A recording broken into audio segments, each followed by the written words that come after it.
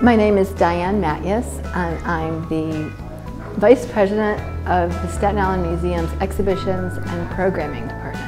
At our museum, we have art, science, and history. So when I met Bridget from the 5-Borough Storytellers group, it was a perfect match. And we're here at the Staten Island Museum. We're about to start Summers on Staten Island, which is an event that's celebrating this borough, which is often known as the forgotten borough or the underdog of boroughs. But today, we're celebrating all the reasons to take pride in being a Staten Islander. At the same time, exploring the complicated sense of pride that a lot of Staten Islanders have for their borough. I'm from the borough on the subway map in a box made to look smaller than the rest of the city. The borough scratched out with a knife or a pen, spray painted on with an X. I'm a spoken word performer, an editor, a tutor, a teacher, and today I'm going to be doing some Staten Island centered poems, because that's how I share my story. But Eric Gardner didn't dance to surrender. He said, "I'm tired of this." The police may have taken Eric's life, but not his principles. His principles stand down there on Little Bay Street, bathed in candlelight and community. My name is Dolores Morris. I'm a 6th-generation Staten Islander, and I'm here today as a storyteller about remembering some of my summers on Staten Island and some stories about what the old Staten Island was back, although I don't consider myself very old. Going to a farm, playing with rabbits, picking vegetables, picking fruit, horseback riding. It would sound like I grew up in Kansas or some charming country community, but no, this was my childhood in Staten Island. And I'm hoping children and families of today's Staten Island can have some of these experiences and memories. They made Staten Island special for me and certainly influenced why I returned, kept returning, and I live here now. Thank you. And I said, I'm from Staten Island.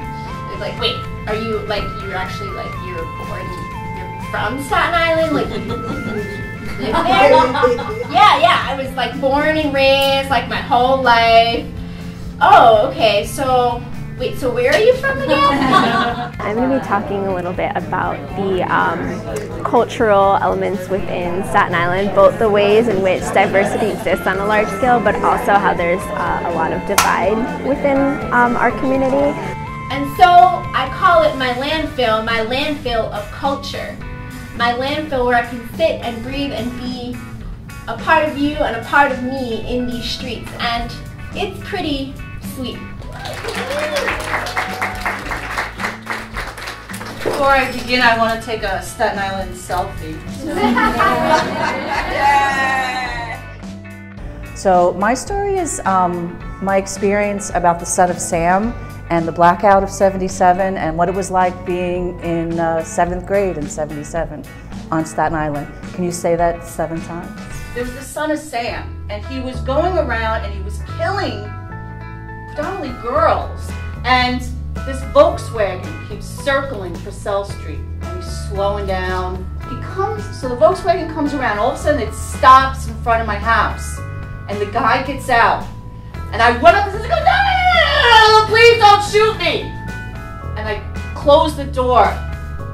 Wound up that the guy was just lost. He was looking for Llewellyn Avenue, a little side street on the thing. And just to give you a heads up, for the story circle, we're going to break into small groups, and then you're all going to have a chance to share your memories and anecdotes and just thoughts about Staten Island. I mean, I've traveled through the city before most of you guys were born, and the New York accent is pre-Staten Island accent that is still being carried on by Staten Island, parts of Brooklyn, and out in Queens. So we are the last of the true toity-toity. And now the cop's eyes seized my lips, my ears, my pigmentation. I could feel his bloody retina optically stroking the hair on my chin.